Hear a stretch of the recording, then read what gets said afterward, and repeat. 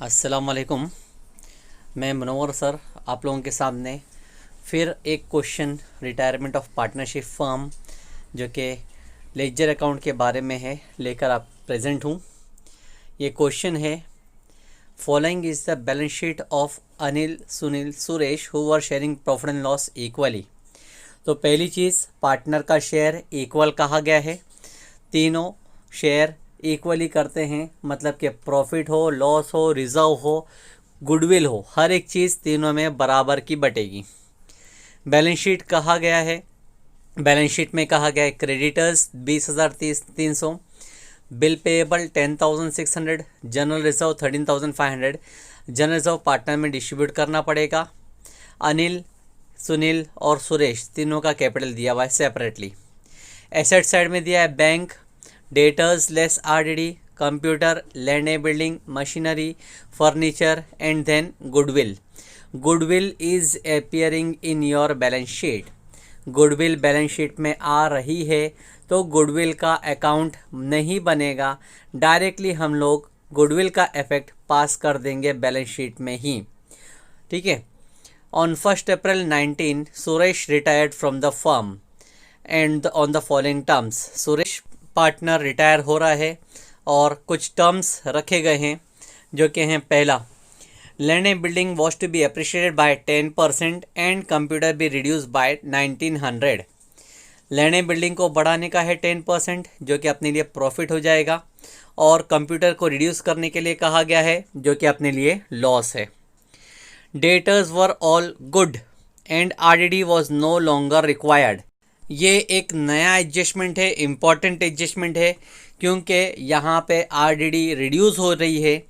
कह रहा है कि डेटर्स के ऊपर आरडीडी नहीं चाहिए, जितना भी आरडीडी है वो सब गुड है, मतलब ये गुड डेब्स हैं, सबसे पैसा मिलेगा।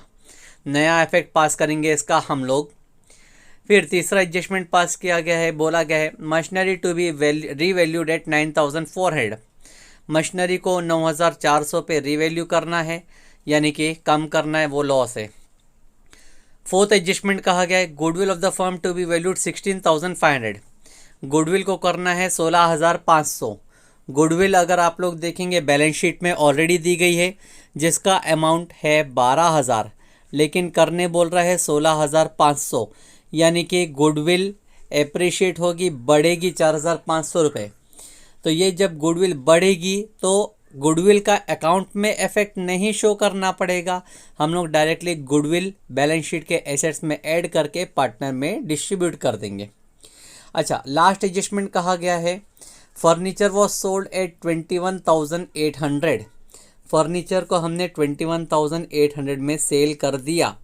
फर्नीचर को सेल करोगे, ध्यान से देखो तो फर्नीचर का वैल्यू दिया गया है 20,000, लेकिन सेल किया जा रहा है 21,800 में, यानी 1,800 रुपये ज़्यादा मिल रहा है, वो है हमारे लिए प्रॉफिट। तो फर्नीचर को सेल करने का सही से इफेक्ट पास करना पड़ेगा। और आगे कहा गया है and part payment of 15,000 was made to Suresh by RTGS।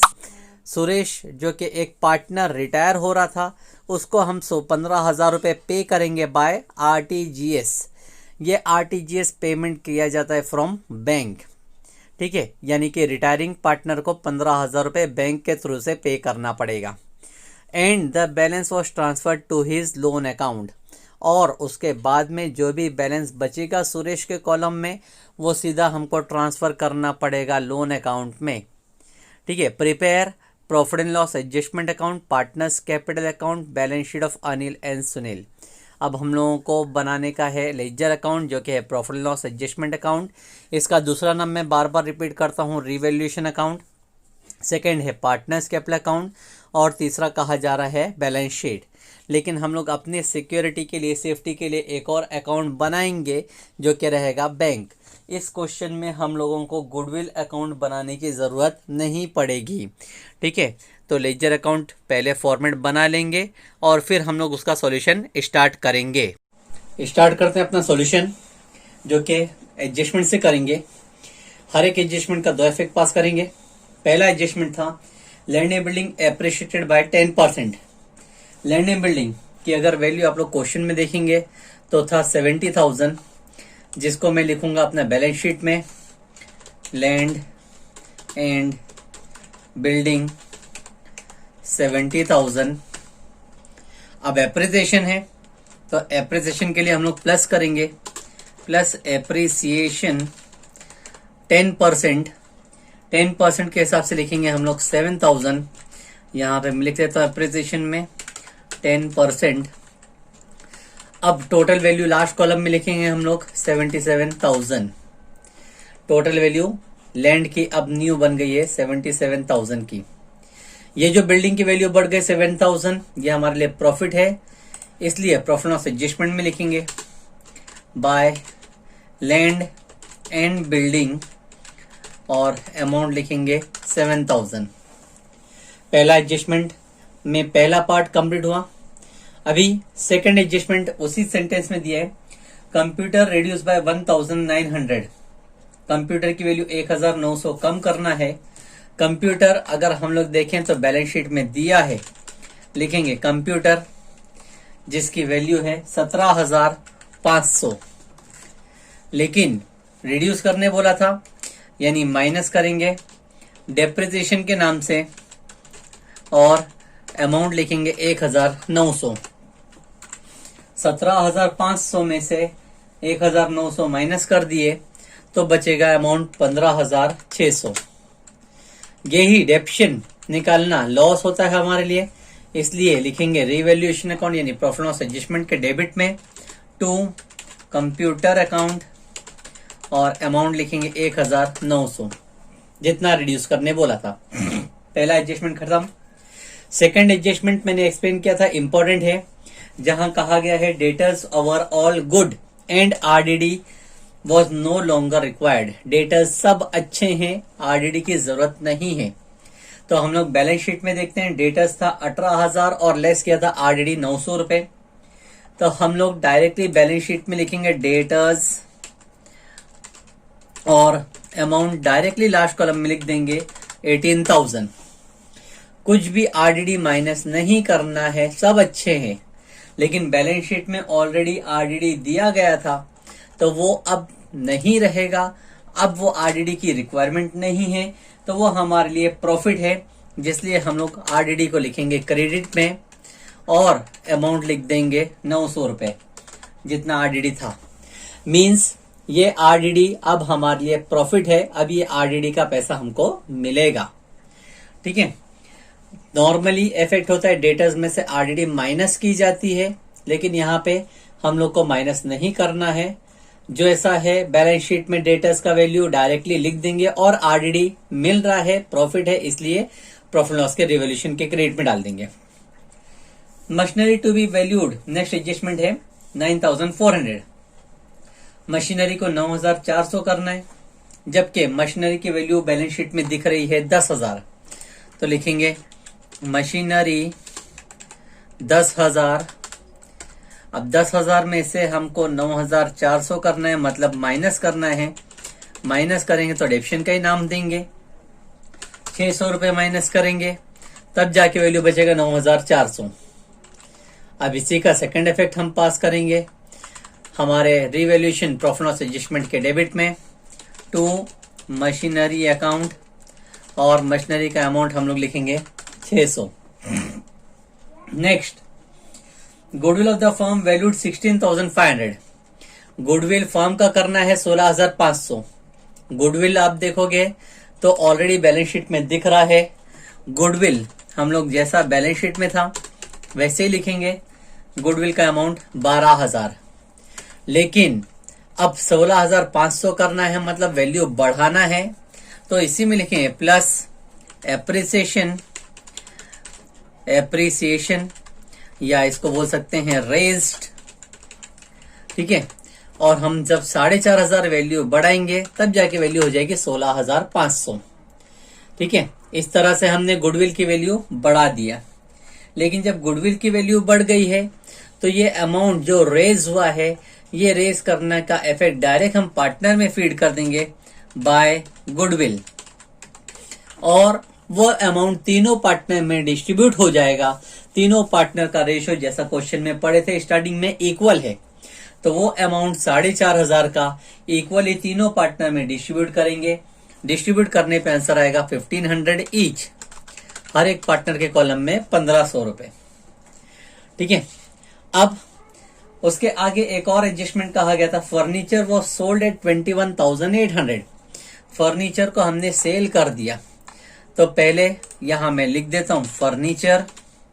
Furniture जो कि बैलेंस शीट में था, आपने देखे होंगे, तो वो था 20,000, 20,000 का फर्नीचर है।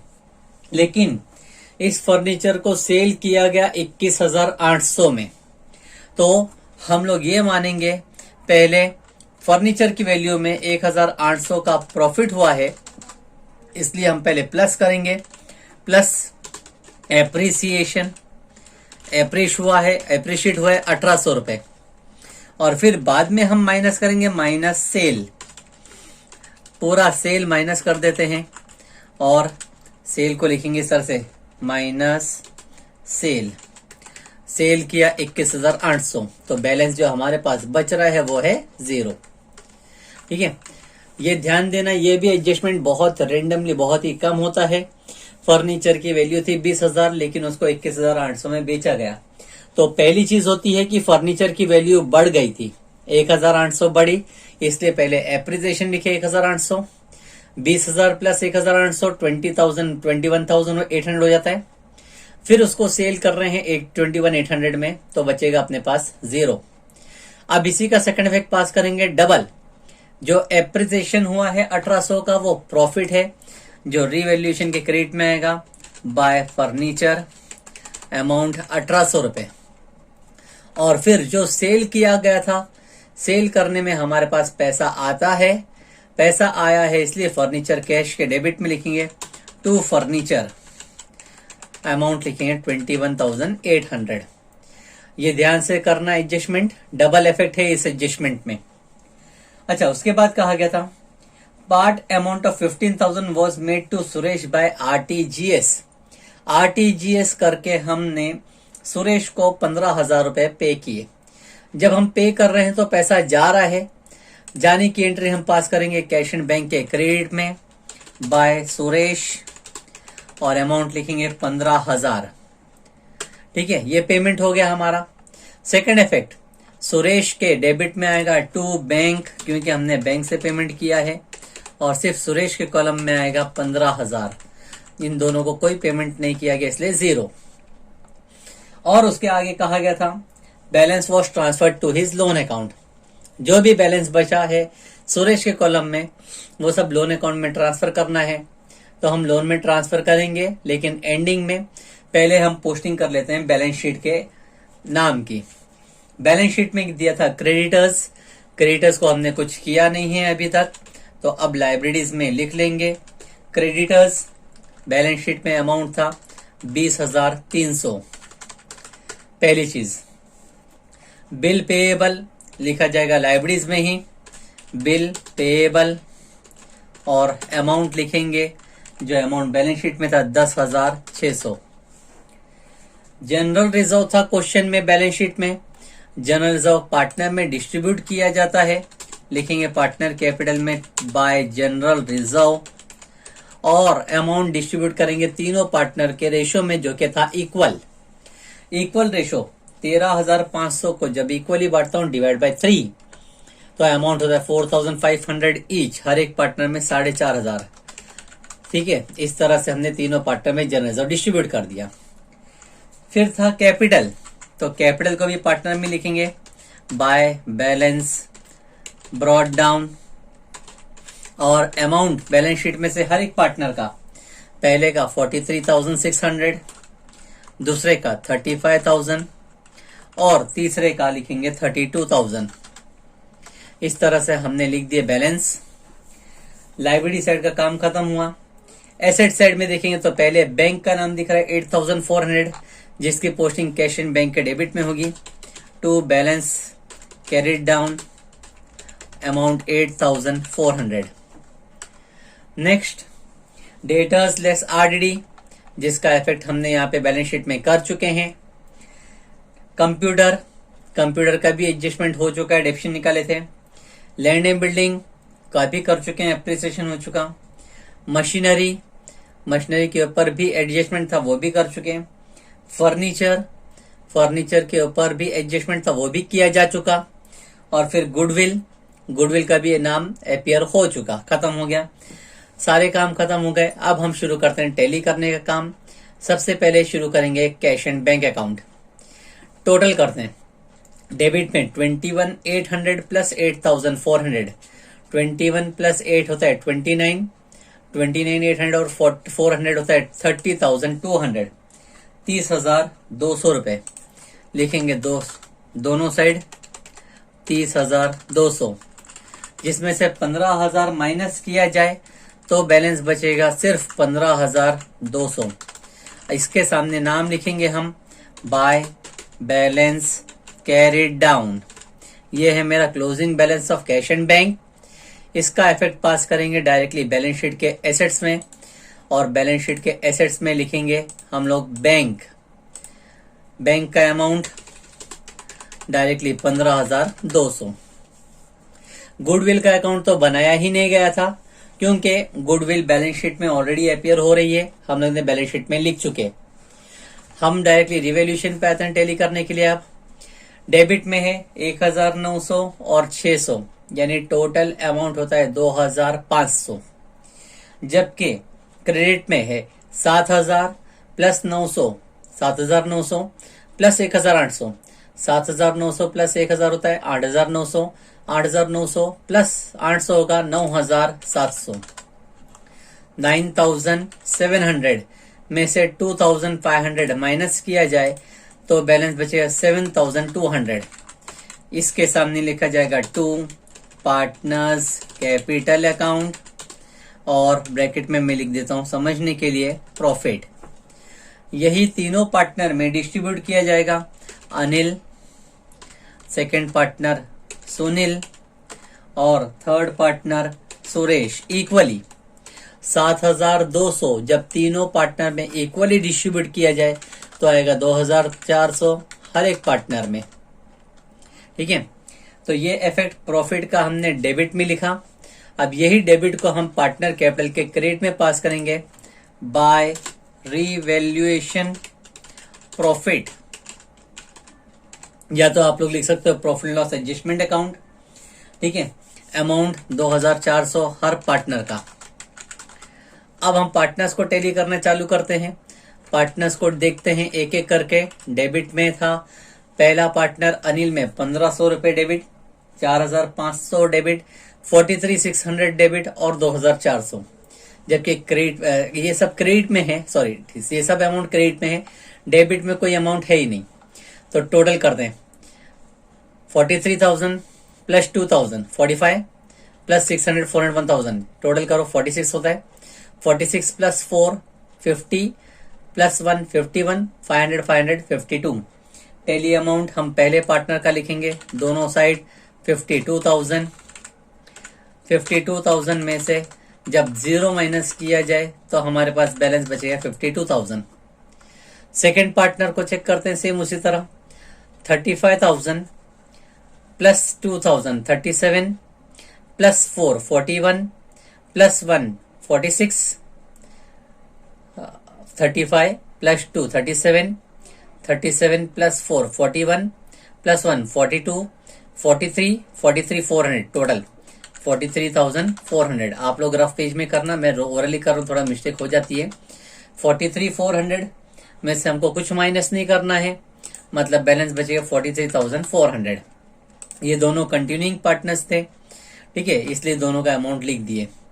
अब तीसरा पार्टनर चेक करते हैं जो रिटायर हुआ था। 32,000 प्लस 2 34, 34 प्लस 4 38, 38 प्लस 1 39 प्लस ये 40,400। तीसरा पार्टनर आता है 40,400। 40,400 में से 40,400 में से हमको ने पेमेंट कर चुके उसको 15,000। 15,000 माइनस करेंगे तो बचे 25,400। बाकी दोनों पार्टनर का अमाउंट 0 लिखेंगे। इसके लिए लिखा गया कि जो दो पार्टनर कंटिन्यू कर रहे थे उनमें लिखा जाता है बैलेंस कैरिड डाउन, और जो पार्टनर रिटायर हो रहा है उसको लिखा जाता है लोन अकाउंट। अब इन दोनों का इफेक्ट हमको पास करना है बैलेंस शीट में। लिखेंगे कैपिटल, पहला पार्टनर अनिल, दूसरा पार्टनर सुनील। अनिल का अमाउंट बैलेंस था 52,000 और सुनील के अमाउंट थे 43,400। जब ये दोनों अमाउंट को हम एडअप करते हैं 52,000 और दूसरा अमाउंट 43,400 तो अमाउंट होता है 95,400। अच्छा, जो पार्टनर रिटायर हुआ था सुरेश, सुरेश का लोन लिखा जाएगा, सुरेश लोन अकाउंट। और अमाउंट देखेंगे तो था बैलेंस अमाउंट 25,400, लिखेंगे 25,400। ट्रांसफर हो गए सब अकाउंट। अब बैलेंस शीट में हम इसको टैली करते हैं, टैली करने का काम चालू करते हैं।